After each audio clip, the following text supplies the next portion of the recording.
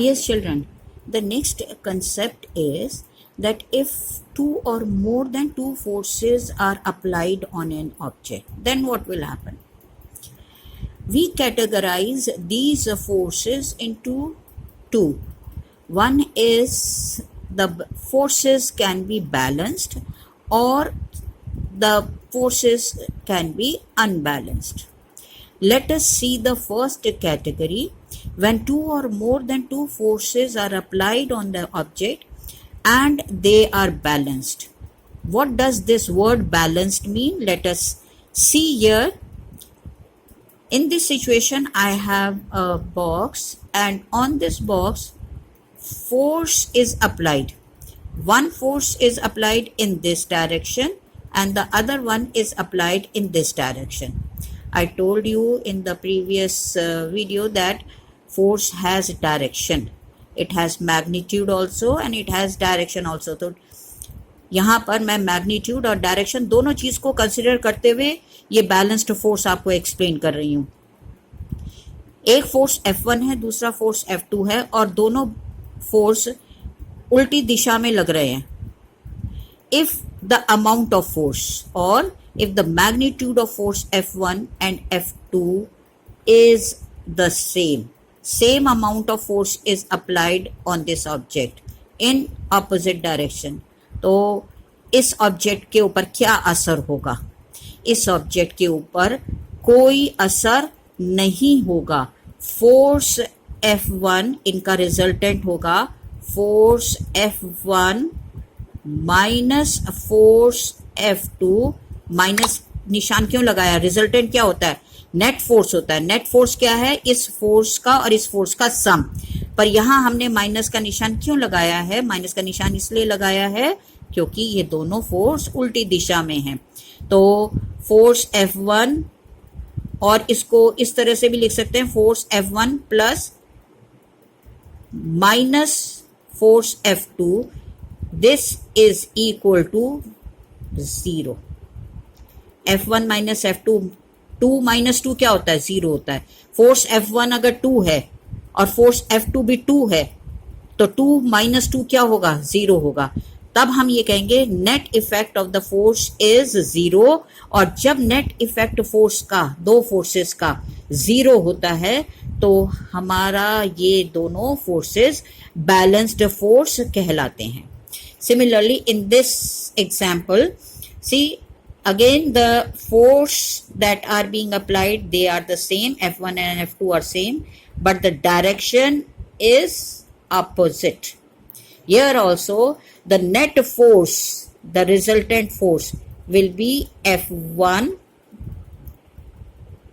Net का मतलब क्या है? नेट का मतलब सम टोटल. सम टोटल में एक फोर्स F1 है और दूसरा फोर्स F2 है और F2 के साथ मैंने माइनस का निशान लगाया है. माइनस के निशान ये शो कर रहा है कि F2 फोर्स F1 से ऑपोजिट डायरेक्शन में है. डायरेक्शन ऑपोजिट दिखाने के लिए हम माइनस का निशान लगाते हैं. और अब F1 माइनस F2 करेंगे तो आंसर क्या आएगा? 0.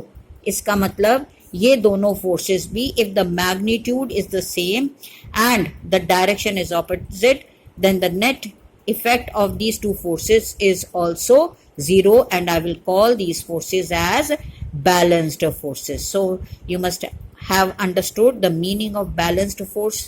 Balanced force is when the total effect is 0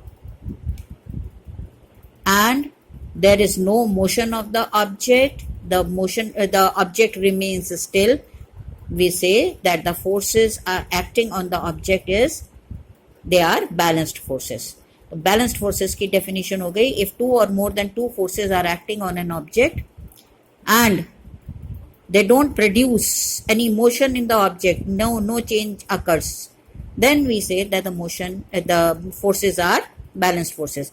पर इसकी वजह से एक काम हो सकता है. क्या काम हो सकता है? कि इसकी वजह से इसकी शेप चेंज हो सकती है. ना तो मोशन में फर्क आएगा, ना स्पीड में फर्क आएगा, ना डायरेक्शन में फर्क आएगा, किसी चीज में फर्क नहीं आएगा. सिर्फ फर्क किस चीज से आ सकता है? इसके शेप में फर्क आ सकता है. बस यहां से जैसे हमने एक बॉल को दबाया दोनों साइड से बराबर का फोर्स लगा के, तो क्या होता है कि बॉल की शेप चेंज हो जाएगी. यहाँ पे हमारे पास रबर बैंड है, हमने फोर्स लगाई इक्वल दोनों साइड में, रबर बैंड स्ट्रेच हो जाएगा। Is it clear? तो ये फोर्स लगाने से क्या होगा, सिर्फ शेप चेंज होगी। तो balanced forces resultant is 0 but the shape of the object can change. Now children, let us see what unbalanced forces mean.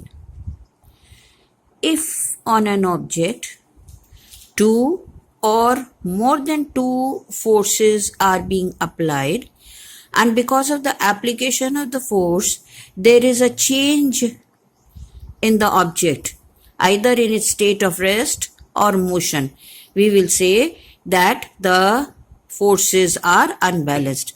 यानी अगर किसी ऑब्जेक्ट पर दो या दो से अधिक फोर्सेस लगाए जाते हैं और उनको लगाने से इन ऑब्जेक्ट्स में कोई चेंज आता है, अगर वो रुके हुए हैं तो वो मूव करना शुरू करते हैं, अगर वो मूव कर रहे हैं तो उनकी स्पीड में बदलाव आ सकता है, या वो रुक जाते हैं, किसी भी तरह का बदलाव अगर आए फोर्स के लगाने से, तो उन फोर्सेस को हम अनबैलेंस्ड फोर्सेस कहते हैं। यानी कि उन फोर्सेस का जो रिजल्टेंट है या नेट इफेक्ट है वो हमेशा कोई वैल्यू होती है, वो 0 के बराबर कभी नहीं होगी। Now let us see these cases. कुछ डायग्राम्स मैंने ड्रॉ करे हैं। नेट फोर्स अगर हमको निकालना है, रिजल्टेंट फोर्स हमें निकालना है, तो सी ये ऑब्जेक्ट है, इस पे दो फोर्स लग रहे हैं F1 और F2 and both these forces are in the same direction. Then the total effect of these two forces on this object will be force F1 plus F2. दोनों फोर्सेस F1 और F2 इस पे लग रहे हैं, तो इनका जो टोटल सम है वो इसका नेट इफेक्ट होगा।